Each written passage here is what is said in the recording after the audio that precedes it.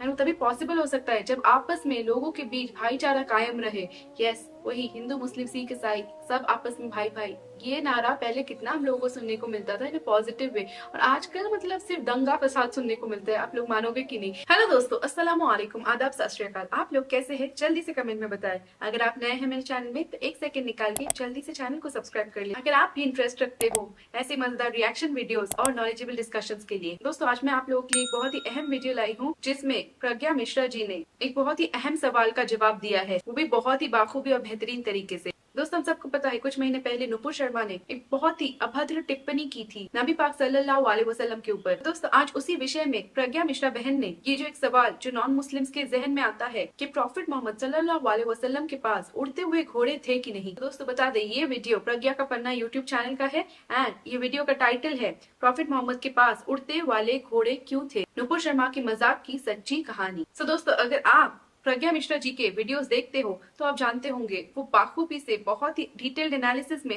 हर एक चीज का जवाब देती है। इसलिए आई एम श्योर ये वीडियो देखकर काफी सारे नॉन मुस्लिम्स के जहन में जो ये सवाल आता है prophet Mohammed peace be upon him को लेकर सबका डाउट्स क्लियर हो जाएगा। चलिए दोस्तों, विदाउट अ डिले वीडियो देखते हैं। नमस्कार, मैं हूं प्रज्ञा मिश्रा और आप देख रहे हैं प्रज्ञा का पन्ना।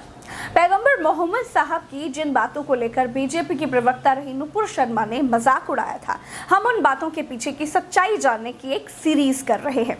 उसी सीरीज के तीसरे वीडियो में आज बात होगी नुपुर शर्मा के मजाक में जिक्र किए गए सफेद घोड़ों की। पैगंबर मोहम्मद साहब और सफेद घोड़ों की क्या कहानी है? क्या वो वाकई सफेद घोड़े ही थे? सफेद घोड़ों का इस्तेमाल आखिर क्या था? सफेद घोड़े या घोड़ों जैसी क्या चीज थी? घोड़े ज्यादा संख्या में थे या एक था? या घोड़ा सिर्फ कहने के लिए था? वाकई में वो कोई शक्ति थी या कुछ और? आज पैगंबर मोहम्मद साहब की सीरीज में सरल भाषा में इन्हीं पर बात करने वाले हैं। दोस्तों, बीजेपी प्रवक्ता नुपुर शर्मा ने जिन सफेद घोड़ों का जिक्र मजाकिया लहजे में किया था, दरअसल उनको इस्लाम के मानने वाले बुर्राक कहते हैं। इस्लाम धर्म में बुर्राक को घोड़े से छोटा और खच्चर से थोड़ा बड़ा एक ऐसा जीव बताया गया है जो चमत्कारी था, जो बिजली की रफ्तार से उड़ सकता था, जिस पर बैठकर मोहम्मद साहब ने इसरा और मेराज की यात्राएं की थी। इसरा और मेराज मोहम्मद साहब की 2 यात्राएं थी। लोगों ने इसे आमतौर पर मेराज नाम से ही याद कर लिया। इसरा कहते हैं रात के एक भाग को। इसरा की कहानी यह है कि बुराक पर बैठकर मोहम्मद साहब ने मक्का की मस्जिद और फिलिस्तीन की मस्जिद अक्सा तक की 40 दिन की यात्राएं मात्र रात के एक हिस्से में ही कर ली थी। यात्रा के इस पार्ट को इस्लाम में इसरा कहा गया। यात्रा के दूसरे भाग को मिराज कहा गया। मिराज का मतलब होता है चढ़ना, आप सीढ़ी भी बोल सकते हैं। यात्रा का दूसरा पार्ट वहां से शुरू होता है जब मोहम्मद साहब मस्जिद अक्सा यानी फिलिस्तीन में थे और उनको वहीं से 7 आसमानों की तरफ ले जाया गया था। आसमानी यात्रा के इस दूसरे भाग को इस्लाम में मिराज कहा जाता है। हदीसों में और सूरा नज़्म में इसका वर्णन भी मिल जाएगा। इसरा और मेराज की ये घटनाएं इस्लाम धर्म में चमत्कारी मानी गई हैं। दोस्तों, 40 दिन की यात्रा रात के एक थोड़े से भाग में कर लेना किसी इंसान के बस की बात तो है नहीं। उसी तरह रात के उसी भाग में आसमानों की सैर कर लेना भी एक अनहोनी सी घटना थी। लेकिन कहते हैं जो इंसान की सोच से परे होता है वो भगवान के लिए, ईश्वर के लिए, अल्लाह के लिए चुटकी का खेल होता है। इसी तरह की घटनाओं को इस्लाम में मुअज्जज़ा यानी चमत्कार कहा गया। दोस्तों, हर धर्म में ईश्वर में दैवीय शक्तियां बताई गई हैं। जैसे मुस्लिम धर्म में बुर्राक की कहानी है, वैसे हिंदू धर्म में गणेश जी की सवारी मूषक, शेरे वाली माता की सवारी शेर है, रावण के पास मन की गति से चलने वाला पुष्पक विमान था। ईसा मसीह के बारे में कहा जाता है कि वो छूकर ही दीन दुखियों को ठीक कर देते थे। हमारे हिंदू धर्म में शिव सबसे सुपीरियर ईष्ट है, देवादिदेव है, महादेव है, यानी देवी देवताओं में सबसे बड़े हैं। तो हर धर्म में ईश्वर की अलग अलग शक्तियां बताई जाती हैं। हर धर्म में अपने अपने रिचुअल्स के हिसाब से, अपनी अपनी मान्यताओं के हिसाब से, अपने पूर्वज वेद पुराणों और धर्म शास्त्रों के हिसाब से मान्यताओं का पालन किया जाता है।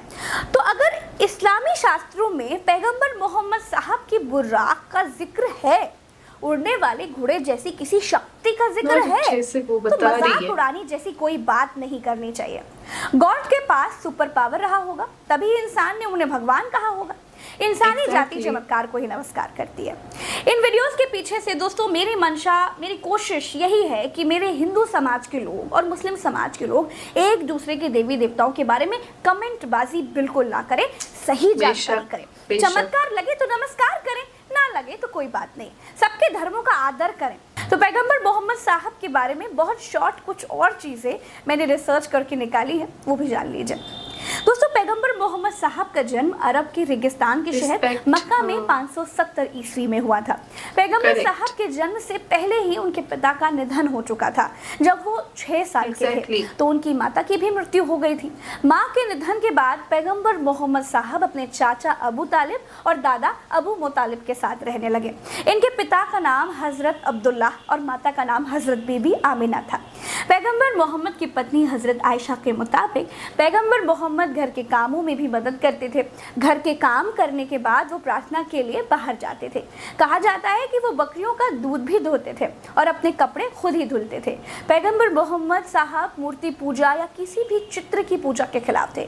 यही वजह है कि उनकी कहीं भी कोई तस्वीर या मूर्ति नहीं मिलती है। इस्लाम में मूर्ति पूजा की मनाही है।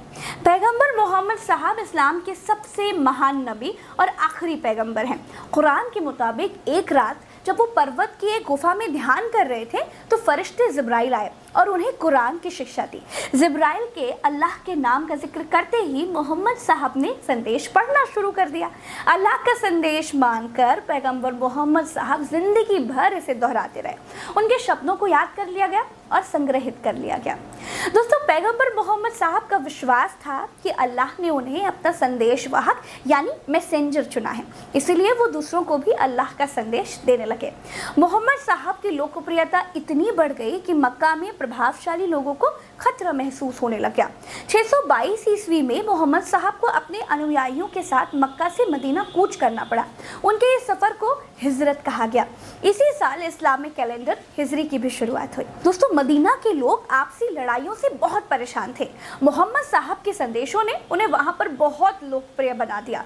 कुछ ही सालों में पैगंबर मोहम्मद साहब के बड़ी संख्या में अनुयायी हो चुके थे और तब उन्होंने मक्का लौटकर विजय हासिल की। मक्का में स्थित काबा को इस्लाम का पवित्र स्थल घोषित किया गया। 632 ईस्वी में हजरत मोहम्मद साहब का देहांत हो गया, पर उनकी मृत्यु तक लगभग पूरा अरब इस्लाम कबूल कर चुका था। तो ये थी पैगंबर मोहम्मद साहब से जुड़ी कुछ बातें। वक्त की मांग थी कि इन बातों को समाज के सामने बिल्कुल आसान भाषा में रखा जाए। दोस्तों, मेरी कोशिश यही है कि सब मिलकर रहें। मेरा मेरा देश संगठित होकर दुनिया भर के मुल्कों को पीछे करके सबसे आगे खड़ा रहे। मुझे यानी प्रज्ञा मिश्रा को इजाजत दीजिए। आज के लिए इतना ही। चलते हैं।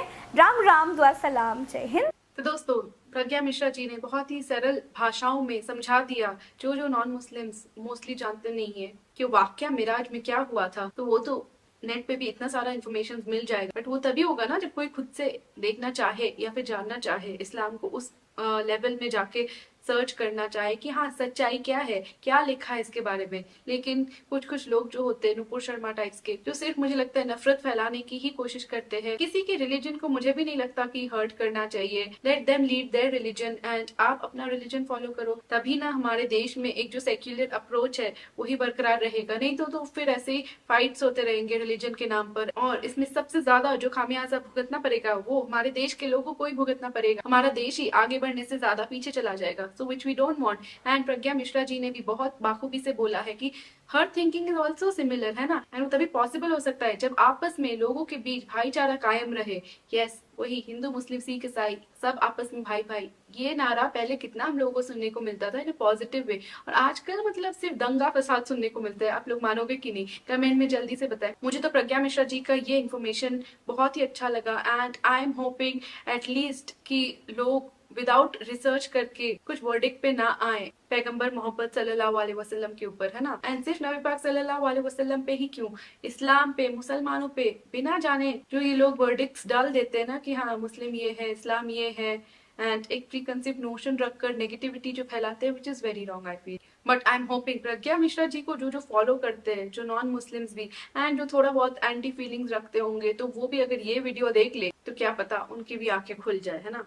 तो इसे ज्यादा से ज्यादा शेयर कीजिएगा, मुस्लिम नॉन मुस्लिम सबके बीच, है ना, मेरा वीडियो अच्छी लगी है तो एक लाइक छोड़ते हुए जाए एंड कमेंट में आपकी राय जरूर दीजिएगा। एंड जाते जाते 1 सेकंड निकाल के चैनल को सब्सक्राइब कर ले। मिलते हैं नए वीडियो में, तब तक अपना ख्याल रखिएगा। टेक केयर, टाटा, अल्लाह हाफिज, बाय बाय।